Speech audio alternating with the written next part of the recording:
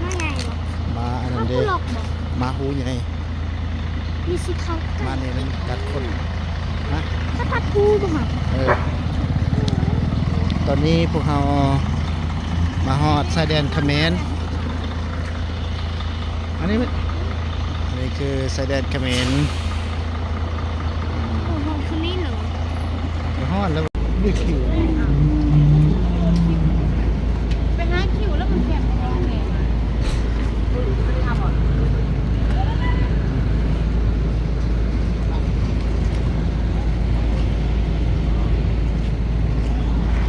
ตอนนี้พวกเราฮอดเสียงแตง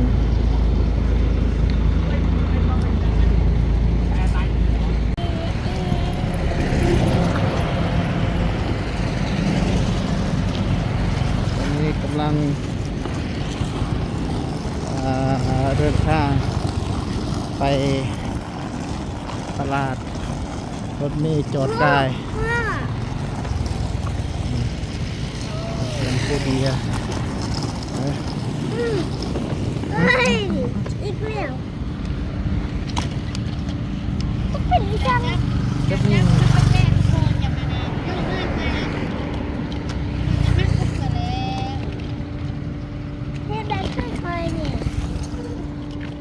จะเฮ็ดจังซี่นะก็ได้นั่น แกเอาดิ นี่นี่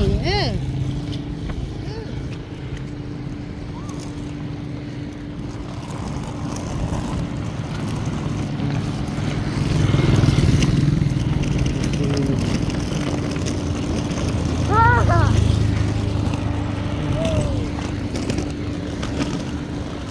เที่ยวคอมเมนต์พี่น้องเอ้ยตกรถได้นี่ดูสิตกรถนี่ย่างไปตลาดนี่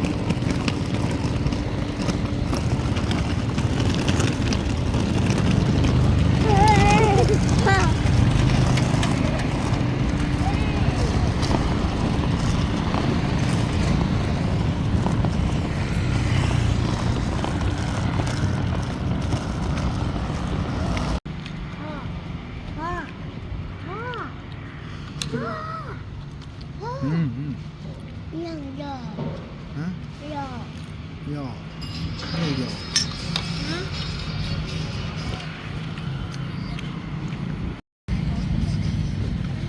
สมปอยนี่ปอ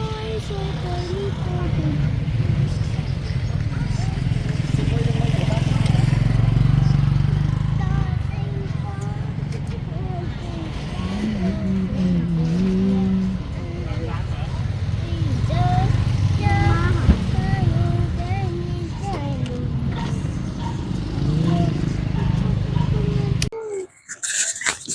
โอเคสวัสดีทุกท่านเมื่อนี้เรากำลังรอถ่ารถเมล์ที่จะออกไปจากเชียงแตงไปพนมเปญประมาณ8:30รถจะออกไปแต่ตอนนี้กำลังถ่าและนั่งถ่าอยู่คิวรถของบริษัทขนส่งนี่อยู่หน้าห้านคนเขมรเนาะขายเครื่องแล้วก็ขายเขาเอิ้นว่าสมปลาเขมรเขาจะใส่ถุงยางแล้วก็จะมีหมักเผ็ดจะมีคล้ายๆกับภาษาคนลาวที่ว่าแต่ว่าคนลาวจะมักใส่ใบตองใบกล้วยเนาะแต่ว่าคนเขมรเขาจะใส่เป็นถุงแบบนี้เนาะแล้วก็ค่อนข้างรสชาติต่างกันอ่าแต่ว่าใส่ใบตองก็ดีก็แซ่บกว่า